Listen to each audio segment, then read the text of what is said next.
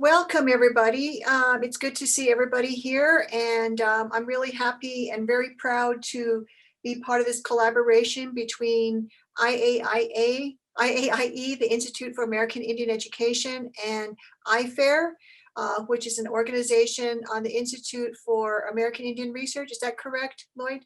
That's how what IFAIR stands for? Yes.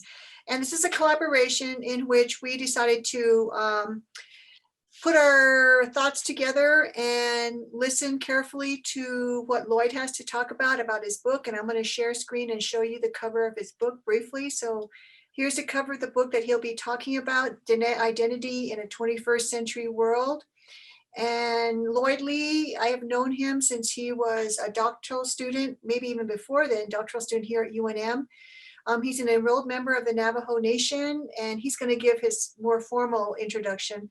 But he's an associate professor and a federal faculty graduate director in the Native American Studies, and most recently was selected as the director of the Center for Regional Studies. And so we're really proud of him. And he's done a lot of really good things in his life. He's also the author of not only this book, but also Diné Masculinities, Conceptualizations and Reflections in 2013.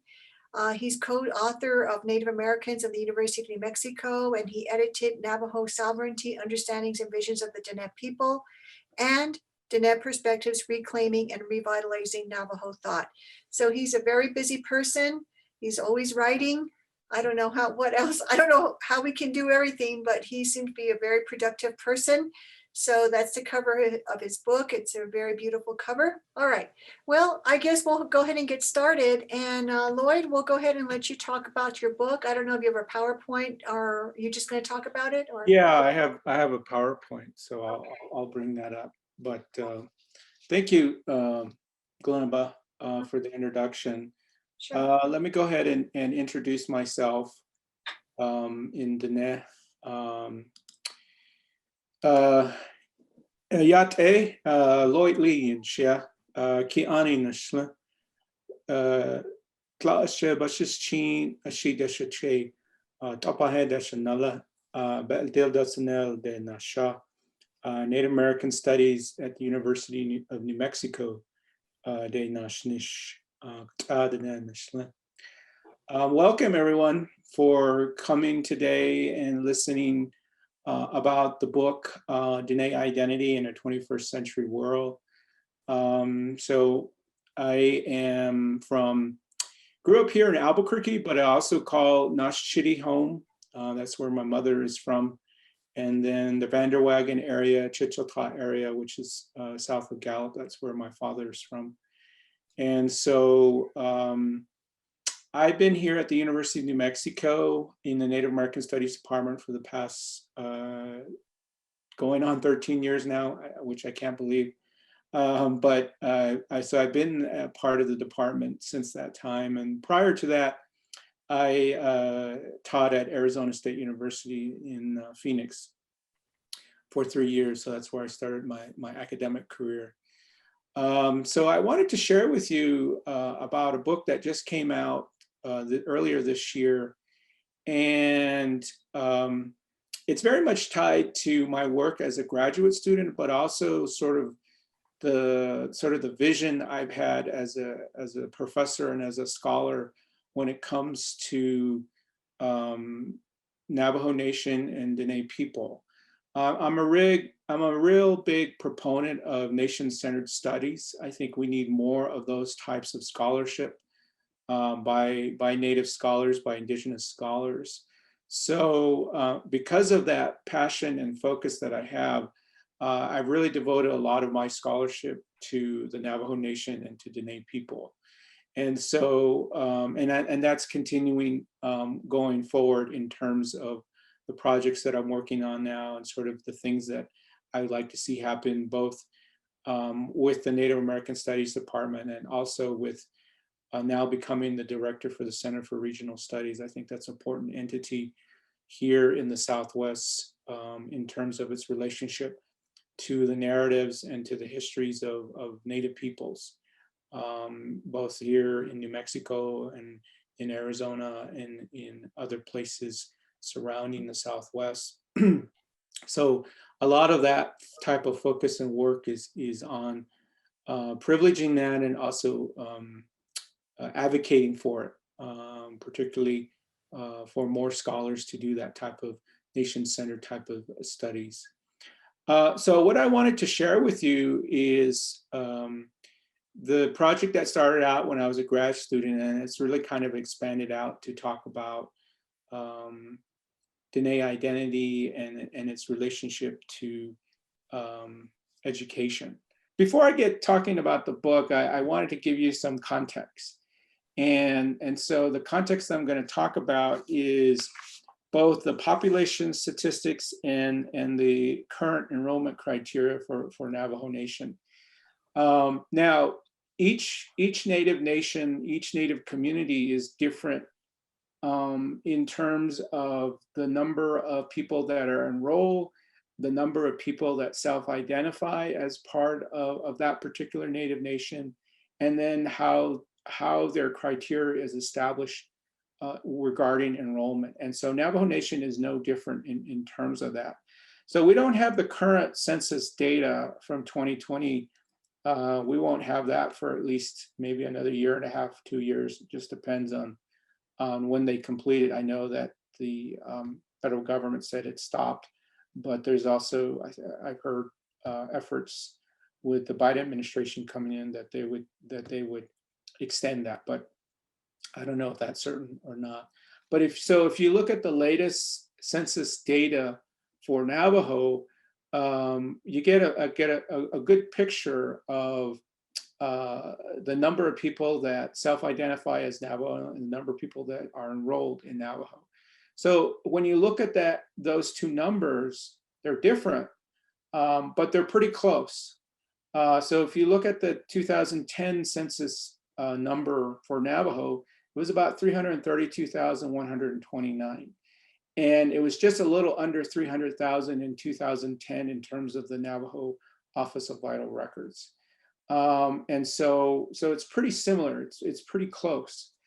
And then the latest number that they came out with very recently, if you're aware, with the council approving and the president signing off on the Navajo Nation Hardship Assistance Program, the Office of Vital Records, I believe they said about 327,417, something around that number in terms of that total number. And I don't know if that's fully accurate. I know they've been having issues regarding people not being in the system because there's some information that has been lost in the past. So they're trying to update that number. So the numbers between the census and what the Navajo Enrollment Office has, it's pretty similar. It's not a huge wide gap like you see with Cherokee Nation of Oklahoma. There's a huge wide gap with them when it comes to census numbers and when they have their enrollment numbers as well. So now Diné people pretty much live in every state, but the four largest states that have the highest number of Diné people are Arizona, New Mexico, Utah, and California. And I don't think that's going to change that much from the next census that's coming up. So that's just to kind of give you an idea. So when we think about Diné identity, we're talking about thousands of individual and personal perspectives and experiences that reflect who they are as an individual and also who they are as tied to their extended family networks and to their communities and to the Navajo Nation overall. So there's a lot of distinctiveness here in the way that we need to think about identity and the way that we tie ourselves to enrollment. Enrollment and identity are distinctive concepts. They're not the same. But as Diné people and as Native people in general, we conflate the two together. So we bring both of those concepts together when we talk about identity, when we talk about enrollment. And so that can kind of lead to different ways of thinking about those concepts and how we bring those two together, both in a positive and negative way. And I think you just have to look at each community, each Native nation in terms of how they do that. And then within that Native nation, You have to break it down even further and go into families, into communities, and so forth. So it goes down even further in terms of those distinctions. Now, the other information that I want to share to provide you context is the Navajo Enrollment Criteria. And this is how it's written out. So what you see here is that the way that Navajo enrollment is done is that you have two criteria to meet. The first criteria is that you have a 1/4 degree Navajo blood requirement. And then that individual cannot be previously enrolled in another Native nation. So that's one criteria. The other criteria is that you are a descendant of someone who's been on the Navajo Nation roll. So the official roll that the Navajo Nation goes by is the 1940 census roll. And so you have to meet those two criteria. You have to be a descendant of someone from that 1940 census roll, and then you have to have the 1/4 blood requirement, okay? Now, the other information that they talk about is that there's no tribal law or custom that ever existed or exists now by which anyone can ever become a Navajo by adoption or otherwise except by birth. And this is actually came out of the early discussions back in the 1920s and 30s in the Navajo Council at that time, where they were trying to prevent people who were saying, well, I was adopted by a Navajo family. And if you can recall, if you can look back in history and see, you also began to see for the first time John Ford, the film director, who had started coming on Navajo in the Monument Valley area and started making those Westerns with John Wayne and so forth. And so there were people that would spend time with Navajo families that worked on the films. And then they were advocating that they were being adopted by families. And so there was an attempt to make sure that hadn't happened. So that's why they put that in the criteria. And so you see the real stringent enrollment criteria for Navajo. It's one of the stringent ones in the country. Most Native nations don't have as stringent of enrollment criteria as Navajo. So with that being said, what does that say about Diné identity today? And so in the book, I talk about 5 markers of Diné identity that has been part of the people since the beginning and continues to this day, even in the 21st century, right? And so let me go ahead and share with you that information. So the way I broke up the book is I devoted each chapter to each one of these markers. So the first chapter, after the introduction, is really talking about the history and knowledge. And so this is an ever-growing aspect of a marker. It's not confined to just one history or one moment in time. This is continuing to this day. So when we think about this marker of history and knowledge, the foundation of it is definitely our creation scripture and journey narratives, right? When we talk about through our deities going through the different worlds, and then coming into this world, and then the experiences that happen in this world. So that's the foundation of our history, but it doesn't stop there. It continues on to today. So when we think about Diné history, we also have to talk about our relations and our interactions with Europeans and Americans, and how that has influenced the way that we think about our identity. And so that history, yes, our foundation is our journey narratives, our creation scripture, all of that. However, it doesn't stop there. It continues on. And so that continuation of that history is experienced by individual people. It's experienced by the community.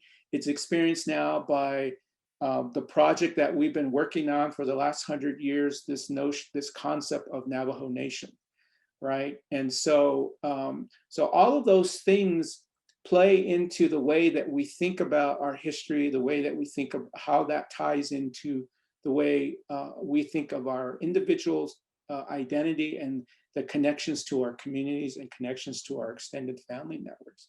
So along with that, you also have the cultural knowledge that's tied to this, right? The knowledge about herbs and plants and medicines, the knowing and singing of songs, particularly during ceremonies and rituals, prayers, and then the way of life that has been a part of our who we are, right? The farming, the hunting, the sheep herding, the ranching, all of that plays into this notion of how we think about history and how that influences our thought process regarding our identity and how we relate to one another.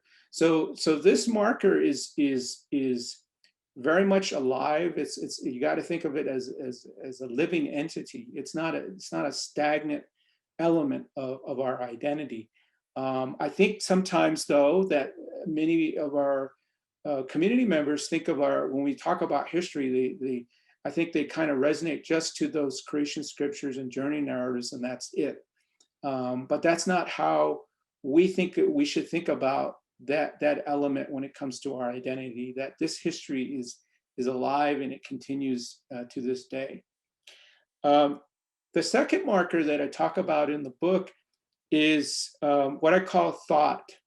And then also this concept of matrix. The term, you don't hear this as much as you should when you talk about, Native American philosophy, Native American thought. But it's a term that was coined and used by a Hickory Apache philosopher, Viola Cordova. And she liked that term matrix to talk about how we go through life and we have all of these things that we come across that influences our thought process, our language, our education, our everyday experiences with people. All of those things create what she called a matrix, sort of this lens of how we think about life and how we go about our daily lives in terms of following that. And so this marker for Diné people, it's a way of thinking and knowing and understanding, and it creates a path of life for us as individuals, right? And then our connections to our communities and our extended family networks. So one of the most important elements of this marker is SMBH, right? Which is a phrase that you normally just hear in ceremonies, in songs, right? If you've experienced the blessing way, you hear that particular phrase, you hear that in songs and so forth. So it's not necessarily spoken in just like everyday common language. And so they try to kind of, you talk to elders, you talk to medicine people, you just don't necessarily just say it, blurt it out, out in the open. But it's sort of our backbone in terms of how we think about thought and matrix.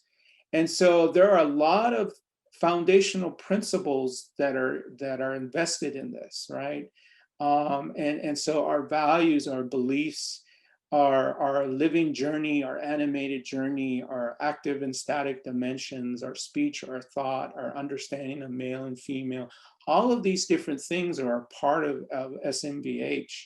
And so there's been a real big push to kind of try to get Diné people today to kind of think about SMBH in terms of their everyday life as being that foundation, as being that backbone.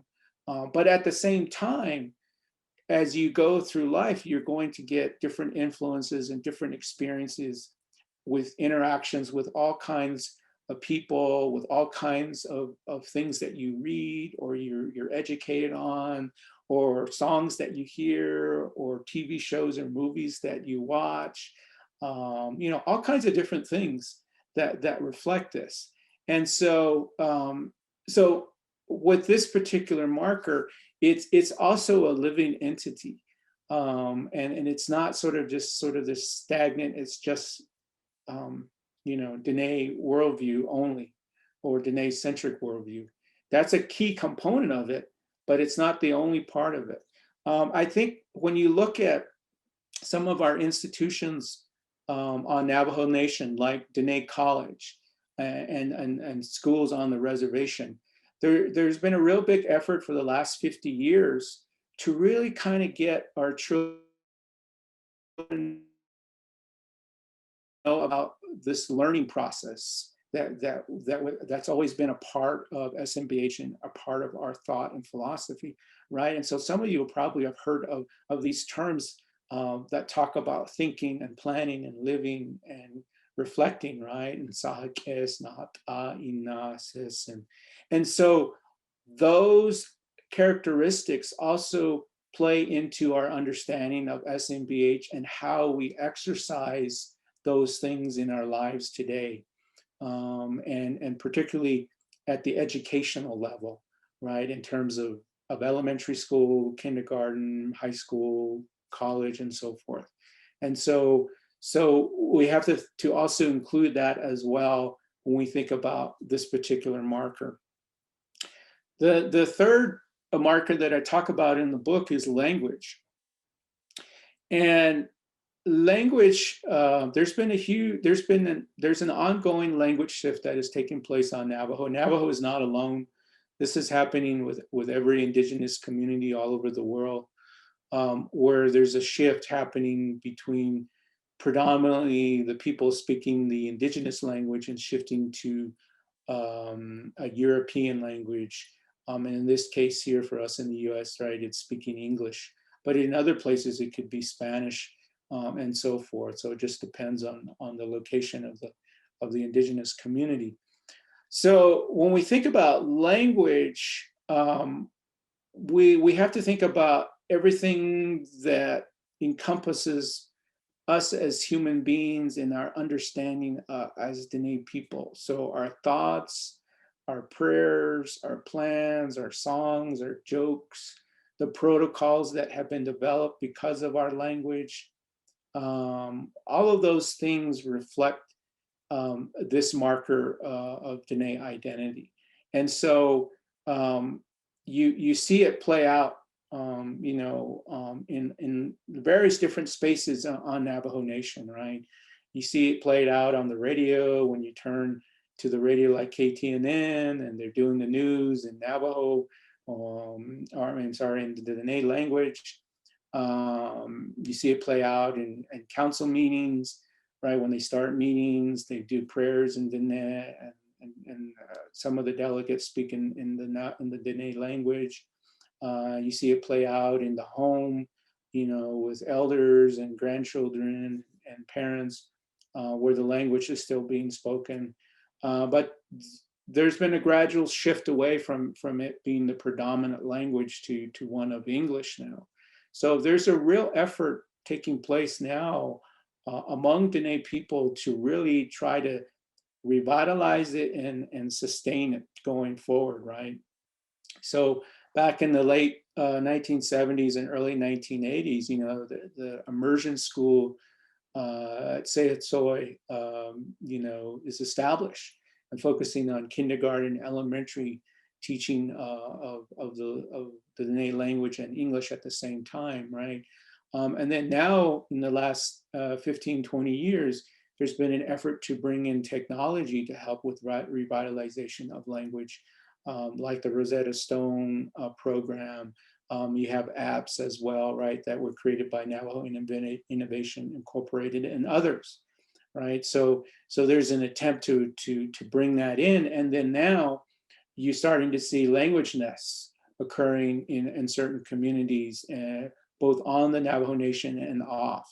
And so there's a real effort to revitalize the language. Now, with that being said, English is a part of our identity today. It's not separate. It's not like it's a bad thing. It's a part of who we've become up to this point. So when we think about identity, yes, we have to think about our Diné language, but we also have to think about English as being ingrained within the way that we communicate with each other today. And so when we think about thought, when we think about songs, when we think about prayers, when we think about protocols and so forth, we have to think of both in terms of the Diné language and in English now. And so that's a part of our history. Now, if it becomes at a point in time in the near future where we make language, the Diné language, as the first priority in the priorities that are important to us as a nation, as a community, as a people, then you might see a real change in terms of saying, okay, this is the number one priority, and we're going to do everything we can to make sure that the language continues and it's maintained. We're not there yet. We have a lot of different priorities right now, so it's not quite at that point yet, but it may be moving in that direction. But at the same time it's moving in that direction, we also have to recognize that there's a large number of Diné people who speak predominantly English, and they are maintaining and advocating their identity and the Navajo Nation and their extended family networks. And they're doing it in various different capacities, and they're doing it in the English language.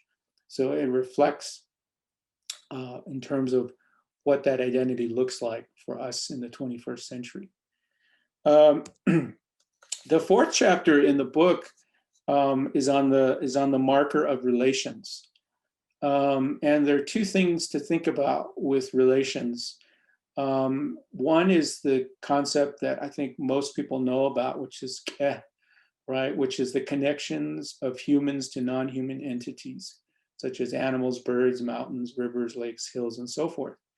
In other words, you're setting, you have a framework of how you see yourself as an individual human being and as part of a family, extended family network and a community, and then how the surrounding environment, all of it, is connected to you, right? And how you relate it to that. And so we have that understanding. And then the other part of that is K, which is the acknowledgements between biological related and clan related families, right? And so, and the way that we see that play out today is, you know, every time a Navajo Diné person introduces themselves, it's you know, 99% of the time, they will introduce their clans, and it's at any gathering, you know, if it's a formal meeting or if it's an informal meeting, whatever it may be, you hear that. And so you not only establish your relations with other Navajo people, but with non-Navajo people as well. And that's part of the protocol, part of the mechanism that our ancestors have developed, that we continue to this day. And so when we think about relations, we're thinking about those two elements. And within that understanding of those two elements of Ke and K, you also have an understanding of roles and responsibilities that come along with that. So if you have an understanding of your relations, then you're going to treat, as part of your responsibility, you're going to treat those relations with respect and acknowledgement. And so that includes the environment, the physical environment, right? The mountains, the water, the hills, and all of that. And so you're going to act differently, behave differently, and behave in a way that shows that, right? If you have that type of understanding. And then within an extended family network, right? Your extended family network is much more larger than the nuclear family unit, right? And so when you have it in a much more larger extension of a family network, then you want to know how people are connected to you, how they are a part of your extended family. And so you learn more about that understanding. And so relations is to me is an important marker of Diné identity, and that there are still quite a few people that don't quite grasp that understanding yet. Even I'm learning as I go along more and more about this. And so, but it's a key element of Diné identity, because it makes you understand how you're bounded to other human beings and to non-human entities. And it shows or it tries to demonstrate how you behave and how you conduct yourself, and show acknowledgement and respect, right, when it comes to all kinds of different things. And so this marker in this particular chapter talks about those things in that way. And then the last chapter is really about the land itself. And really the way that we have that connection to land as Diné people is from a historical sense, and in a sense of how we think about land today. From a historical sense, we tie ourselves through our narratives to the experiences and observations of specific spaces and places, right? So every community on the Navajo Nation has those narratives that talk about those places, how they got their name, what happened there, what was the experience there that occurred. Why did certain families locate in those areas? So all of those narratives talk about that history and talk about that relationship that we have to the land. And then the other part of that is the way we think of land as home. And home, where we grew up, where we experienced, where we interacted with our parents or our grandparents or our aunts and uncles or our cousins, and sheep herding or maintaining the crops, or cleaning the hogan, or whatever it may be, right? Whatever it may be, or playing basketball on dirt. I remember that in Nashchiti growing up, that we used to have a hoop, made out of wood. The backboard was made out of wood, and we were playing on the dirt there with my cousins and all that stuff. So, it's all of those things resonate with a sense of home. And so this idea of land is a part of that notion of when we think about in regards to home. Now, there are other aspects of this. When we think about land, we have to think about it also in terms of energies and phenomenon and entities that are tied to living in locations and spaces, tied to migrating, tied to hunting, tied to farming, tied to praying. And so all of these things create a sense of belonging historically and to this day. So it hasn't dissipated at all when we think about land today. But now it extends even further out than what you would call the reservation.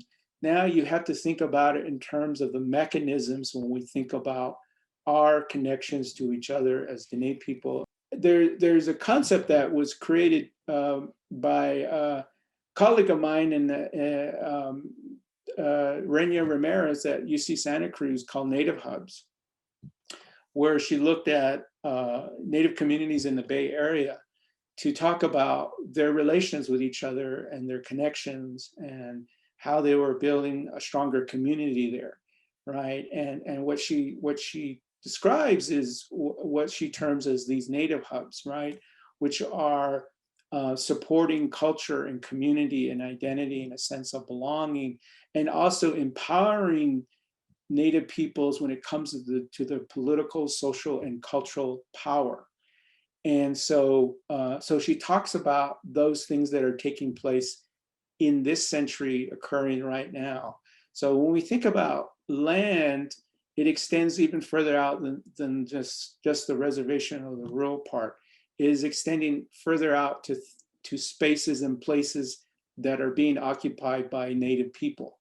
I guess that word occupy is not the right word. Let me discount that. That's not the right word. Where Native people are living and interacting and exercising with each other and with other human beings.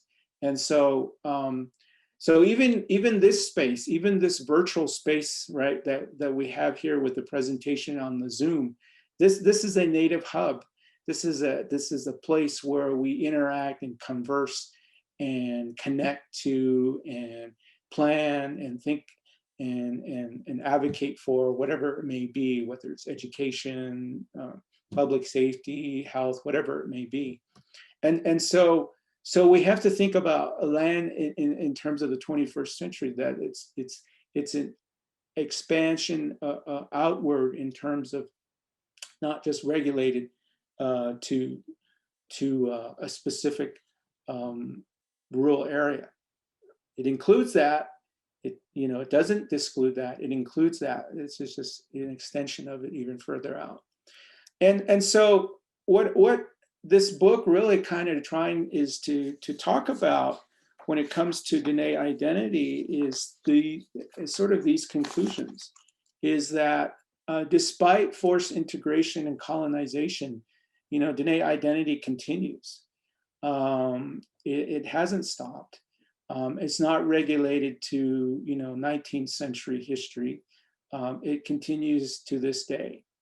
And then these markers, land, relations, language, history, philosophy, thought, all of these really are about a pathway to the sense of maturity, to the sense of being a human being and being Diné.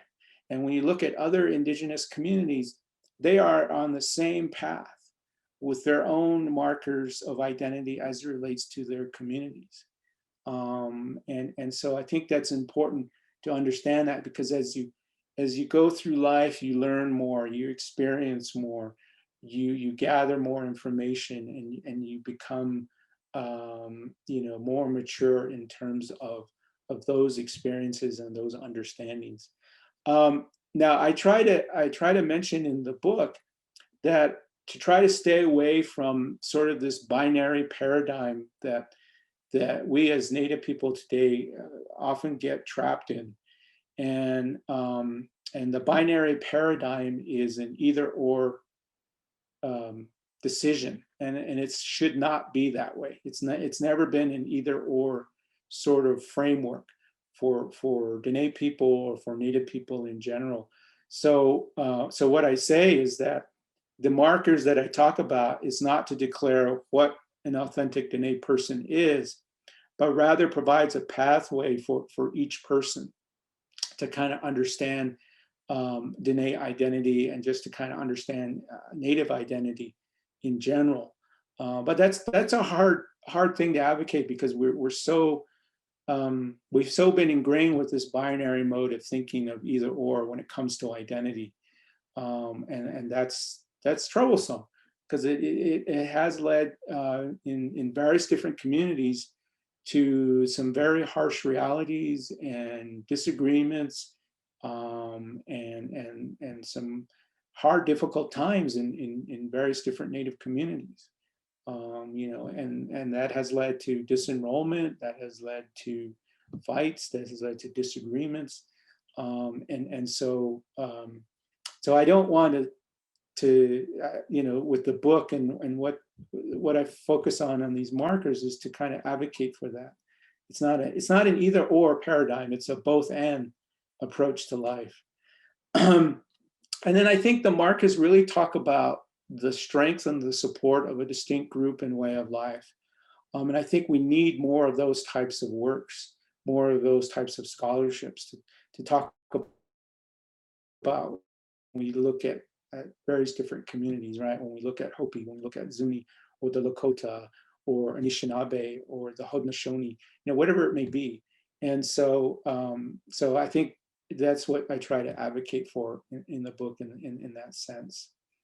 Let me go ahead and stop there. And if you guys have any questions or any comments that you want to talk about, I'm more than happy to converse. Well, thank you, Lloyd. Ta'a on Uai, thank you very much. This was I really appreciate the way that you presented on the markers and the way you've interrogated even just the way that the federal government decides to determine the identities as opposed to how we ourselves identify, but also the complexity of it. The fact that, you know, it's not to create a binary understanding of identity, but there's different ways, and it and you're correct, you know, it's very different. But I sent you an email just now, and basically you made me think a lot about my own identity as half Diné and half Taos, and how I grew up at Taos Pueblo, so that's kind of how I see myself. But it made me think about identity on my Navajo side, so I appreciate this discussion.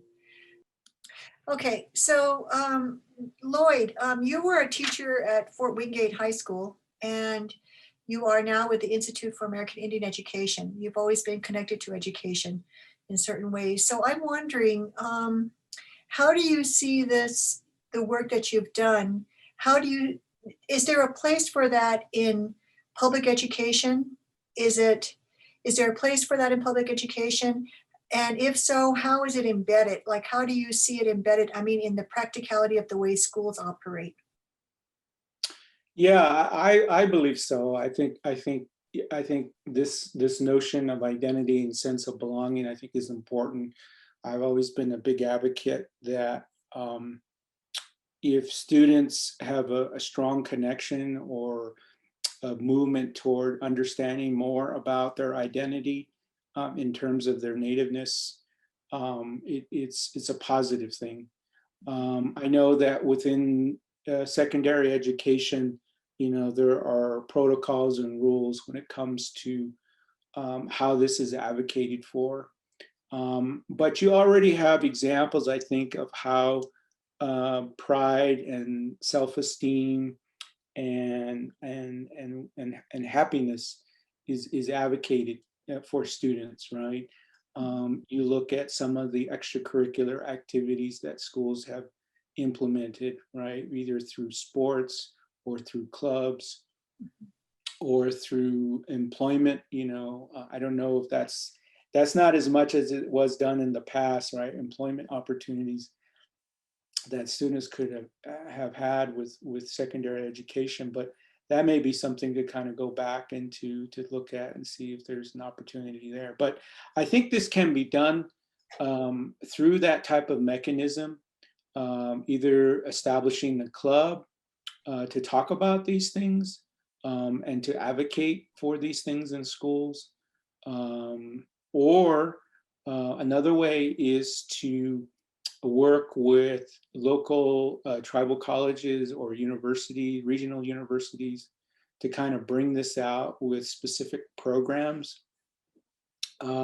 Like some of the scholars that advocate for decolonization, they talk about cultural camps. They want to reintroduce cultural camps in communities because there are less and less people know about the culture of those communities as it once was.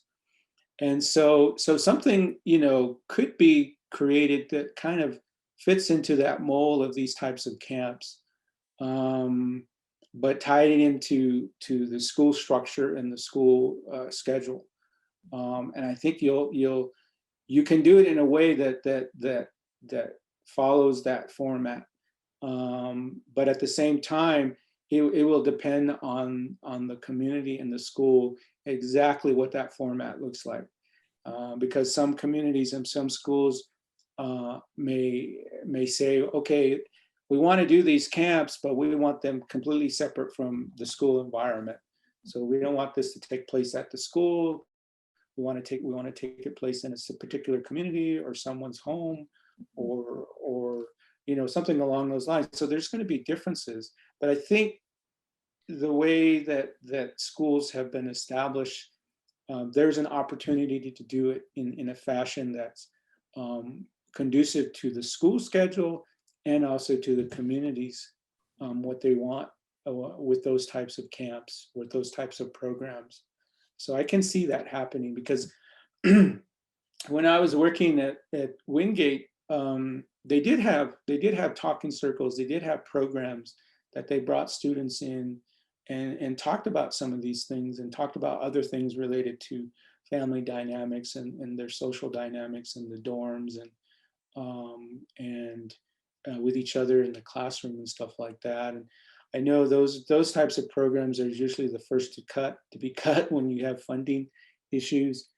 But I think there's an opportunity there, and I think this is happening now, where those schools can collaborate with universities and tribal colleges and colleges, regional colleges, to do those types of things.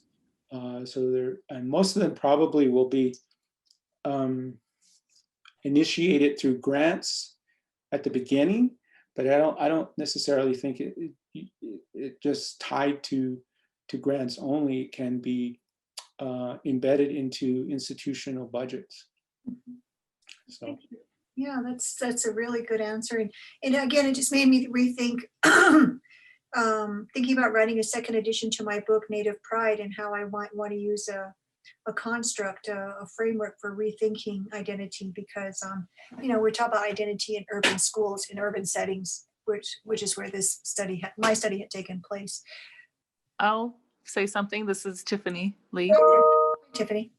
So I latched on to what you said, Dr. Lee, about English language as being a part of our identity now. And actually, I really appreciate you saying that and being bold to understand that that is the reality of our many Indigenous people's lives.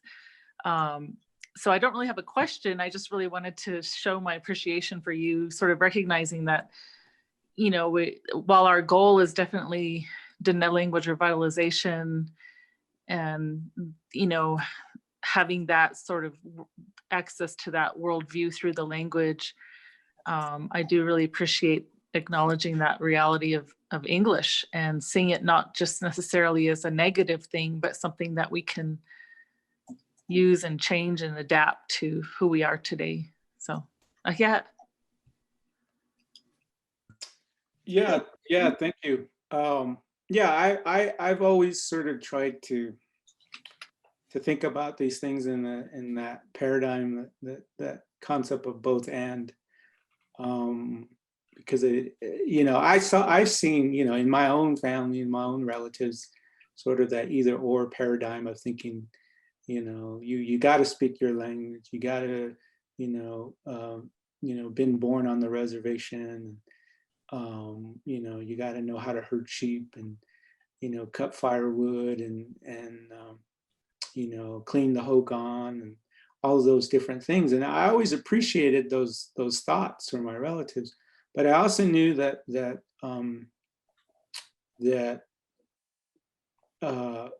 way of understanding my identity and my interactions with my family on both my mother and father's side, that it was about compassion and love, and about making sure that those connections didn't sever. And so that notion of both and paradigm is important to me in regards to that. And I see it play out with my mom and with my relatives, my aunts and so forth. I see that a lot. They're concerned about the language and the culture continuing, but they also know that everyone has a role and responsibility in the community framework, community dynamic, and so they're going to be people, students, family members who are going to do different things in this world, and those things need to be appreciated and recognized, and not discounted or ridiculed or criticized, because that's the way life is about, and so it's difficult though, because like I said, I have relatives who really disagree with some of the things I say, and who feel like, it's like this, and this is the way it's supposed to be. And I say, yeah, I appreciate that. I respect that. But I also know that we're talking about human beings here, and that it's about compassion and love. And so there are going to be people who are not going to follow that. and you have to appreciate that as well. But it's a challenge. It is definitely a challenge. I just had a quick comment that I really appreciated when you were talking about like adoptive practices, because something that I've been thinking about in music is how we adapt other musics into our into what we love. And I'm thinking, in this case, I'm thinking about classical music, but I'm also thinking about K-pop, how K-pop has become a really big deal on the Navajo reservation. And our people are weaving rugs about BTS. They're doing all of these, they're incorporating this musical culture into their home. And it really speaks to that flexibility of how we extend kinship to all of these different non-human entities, and we give them agency and we bring them into our society. So I really appreciated that aspect of what you had to say. Thank you. Kahat. Hi, good afternoon, everyone. Lloyd, I wanted to let you know that I read your book just recently, actually, and I was asked to write a review for it for the New Mexico Historical Review. So that'll be coming out. But as I was reading it, I really enjoyed reading it, and it resonated, and it reminded me, of my dad and his stories, and the way that he taught me to be Navajo. So it really was touching for me. But with that said, it also reminded me of a recent situation a couple of summers ago of a family whose daughter was actually disenrolled from the Navajo Nation. She's from a family who has white blood going back to the 1800s. And then this mixture that has happened since then included several other tribes, and I think a little bit more white blood, but basically her makeup came down to not enough of anything, based on the criterias. Mm-hmm. And so she told a story at my kitchen table here when her parents were visiting with me, about having to go to she was going to get a job. She went to, the census office to get her papers. And they literally told her right there in front of everybody. And you know how we can be sometimes, with ourselves. They were very critical, and they just told her right out there in the public front office, that she was disenrolled, get out of here, go away, kind of attitude. Mm. Well, it devastated her. And she literally, she had a nervous breakdown. She ended up down in Phoenix at a hospital for several weeks. Because that's a big blow to your identity when you're born on the reservation, you lived there all your life, that's all you know, and then all of a sudden your own tribe just disenrolls you. And I didn't realize at that time that this was happening in our tribe. You hear stories of it happening in other tribes. So I was wondering if you could perhaps talk a little bit more about that. Is it really happening within our tribe, and why is it happening? And are there any movements toward, as you talk about in your book, let's reconcile this, let's figure out ways to understand and realize that identity is far more than just, blood quantum. Yeah, it's definitely happening on Navajo. It's happening pretty much in every Native nation. In some cases, the public knows more about it than others. But with Navajo, you don't hear as much. But this has been an issue that Navajo has been grappling with ever since the creation of an enrollment criteria. If you go back into some of the meeting minutes from the council, they had these types of discussions. And Paul Spruhan, who's a lawyer that works for the Navajo Nation Department of Justice, he's done a very good job of documenting some of this and really talking about it in terms of the law on Navajo, and so forth. So, I recommend reading some of his work in terms of looking at that. But it's definitely happening. It's not publicized as much. It's very concerning because of the strict standards that we have with enrollment. And when the council initiated those standards, it was just to be temporary. This was just for the time being at the time. And that there would be something that would come along and change it. Well, it's been over 50 years now, over 60 years now, and we haven't changed it. And I think that has to do with the fact that the majority of Diné people are comfortable with the enrollment criteria because there are 327,000 plus who are enrolled. And so we're one of the largest Native nations, in the country. And I think we've become accustomed to being like that, and it's not going to change. But I think we really have to kind of analyze it and step back and say, is this really something that we want? Because when you look at our history, there are huge differences the way that our ancestors understood our relations and the way that we think about enrollment today.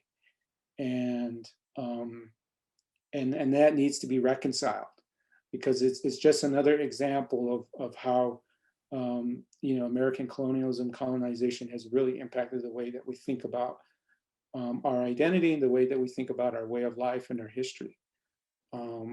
So yeah, I've been trying to work on this article, and I'm trying to find a journal who'd be interested in publishing, but I talk about enrollment criteria specifically and what I think needs to change. Because I'm a big advocate that it needs to change. But I haven't found a journal yet who wants to do it. I thought I found one, and then they wanted me to change the whole thing. And I was like, no, I don't want to change it. I just want to talk about these things here. I don't want to change it to where it's talking more about psychology and stuff. Maybe I went in the wrong direction with that, picking that journal. Yeah, I think there needs to be more discussion about it, because right now it's people not on a national level. We kind of saw it a couple of times in the council with the Irvin Kieswood legislation back in 2004 to lower the blood quantum level, but that went nowhere. And then a few years ago,